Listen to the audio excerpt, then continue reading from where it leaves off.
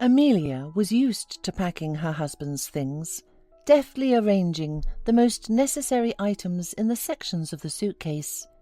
He was a truck driver, and she took his frequent departures calmly and only asked him to call more often so that she would be less worried in his absence. Damon left and Amelia got busy with household chores, especially since there had been a lot of them lately. Hearing a knock at the door, the woman looked out the window and grudgingly grimaced.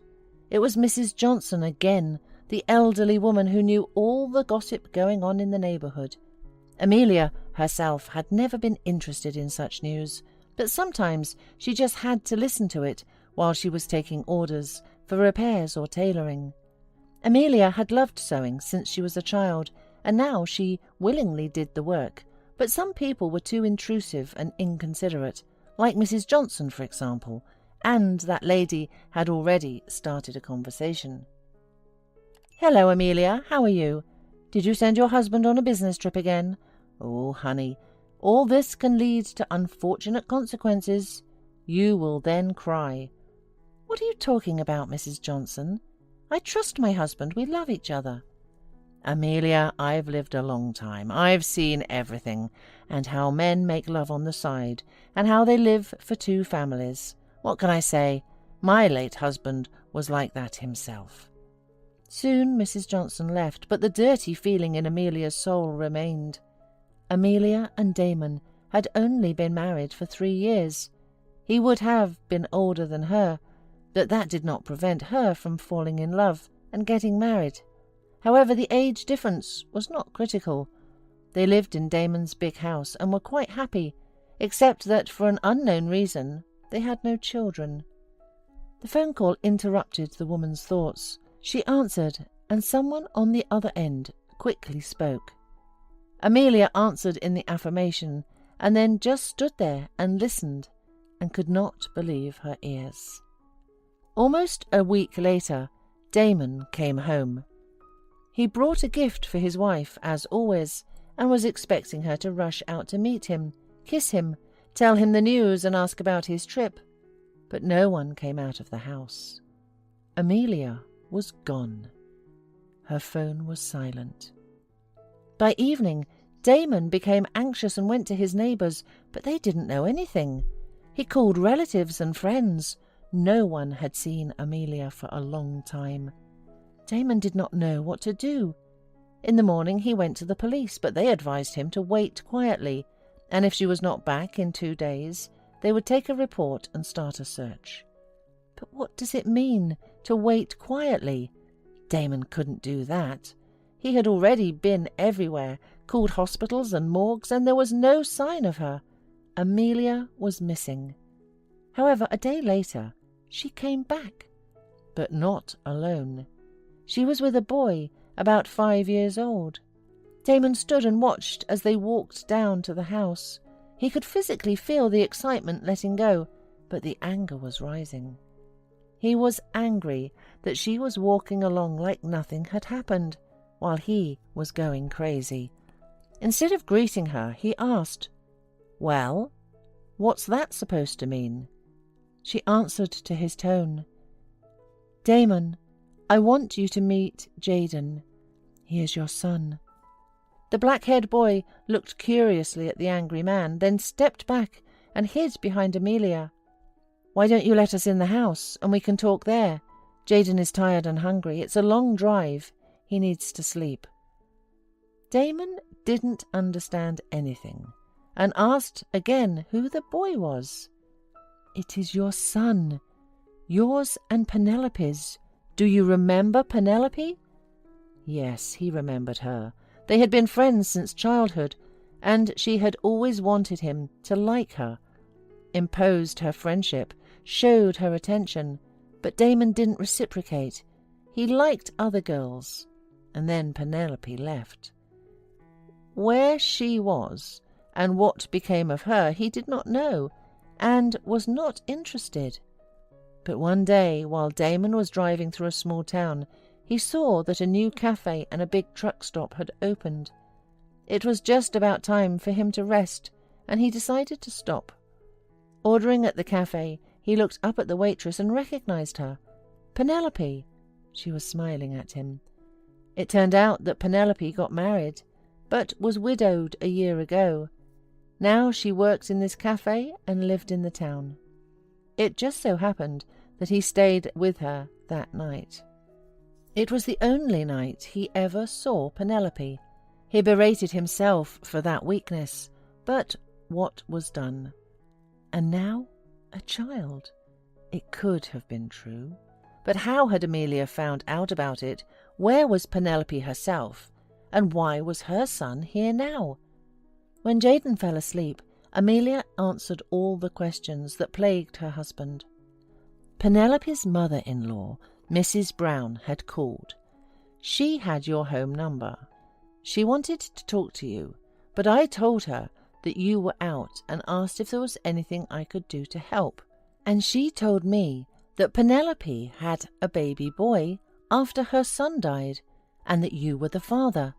She couldn't forgive her for a long time, but then she put up with it because Jaden was growing up so cute.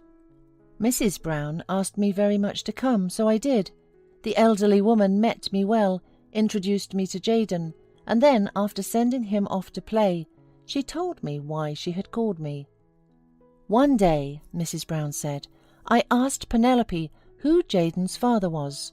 I used to think that she didn't know herself, but she knew. She loved your Damon since childhood, and when my son died without leaving her children, she despaired. I understand her as a woman. She's tired of being alone. And then she met your Damon again, so she decided to get pregnant by him. She wasn't going to tell anyone about Jaden. She wanted to raise him herself, so Damon wouldn't know anything. Anyway, I made up with her after this confession, Mrs. Brown sighed. But her motherly happiness did not last long. A drunk driver sat behind the wheel. Penelope and Jaden were just returning from the store. She saw a truck rushing at them and just had time to forcibly throw Jaden aside, but she went straight under the wheels. Since then, Jaden has not said a word. He was terrified. Doctors can't do anything. He just keeps quiet. For more than a year, my grandson and I lived together, and now I feel that I am weakening every day. So I decided to find Jaden's father. A phone number and address written on a piece of paper were at Penelope's documents. Therefore, I had called. Stay with us for the night, then go to your husband, talk everything over, and then please let me know what you both decided. Only if you are going to hurt the boy, you'd better tell me right away, then I will not give him to you. Amelia was quiet, looking intently at her husband, and then she continued. Just imagine that night she was gone. I heard the wheezing, so I called an ambulance. They came, but there was nothing they could do. Then there was the funeral. There was no one to bury Mrs. Brown, so the neighbours and I did it all. And so I came back only now. Damon silently digested all the information that his wife poured out on him, and then asked, Do you realize what a burden you are placing on yourself? I mean, I practically live in the truck. You'll have to look after him by yourself. Amelia nodded. It had been a very difficult year for them. It turned out that registering a child was not easy at all, even if you were his father. Damon had to live not in the trips now, but in the corridors of the custody offices. And when everything seemed to be coming to an end, some new circumstance would come up that required an urgent decision. Now he also had to look for a job. The man began to snapping at his son and the wife. She was spending a lot of her time with the child and could not always give Damon her attention. He became angry and blamed everything on Amelia, who imposed Jaden on them, and now their whole life has gone wrong. At some point the man started drinking, and this was very disturbing to Amelia, and Jaden more and more often hid behind Amelia or sat in his room and played quietly with the soldiers. One day, Damon's friend came to visit. The man stopped the truck in front of the house exactly at the moment when Jaden was playing in the garden. With eyes widened with horror, the boy saw Damon heading towards the huge vehicle. He jumped to his feet, rushed to his father, shouted, frightened and protesting, "Daddy!"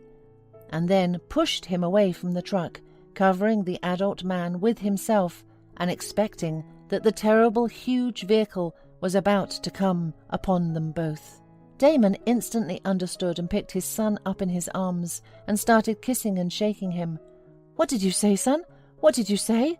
Say it again." Before Damon realized it, he called the boy son for the first time, and the boy stroked him on the head and said, "Daddy, Daddy, don't be afraid, I'm here." Damon's friend, stunned and confused, looked silently at the father and son, understanding that something very good was happening between them now, and that he should not interfere with it. In the evening, they all sat together at the big festive table. Amelia already knew that a friend had come and brought good news. Damon had not only been asked to come back, but had also been offered a brand new truck. Jaden looked at his father and Amelia with all his eyes and rejoiced with them, and she leaned over to the boy and asked, "Jaden, may you call me Mom?" "Of course, Mommy," Jaden sobbed and snuggled up to her. "That's good, Sonny," said Amelia, and suddenly she laughed merrily. "Otherwise it wouldn't be right if one son would call me Amelia and the other would call me Mom. It could be confusing that way." Damon stared at his wife and she nodded embarrassedly. So happiness, which had entered their home one day, decided to stay with them forever.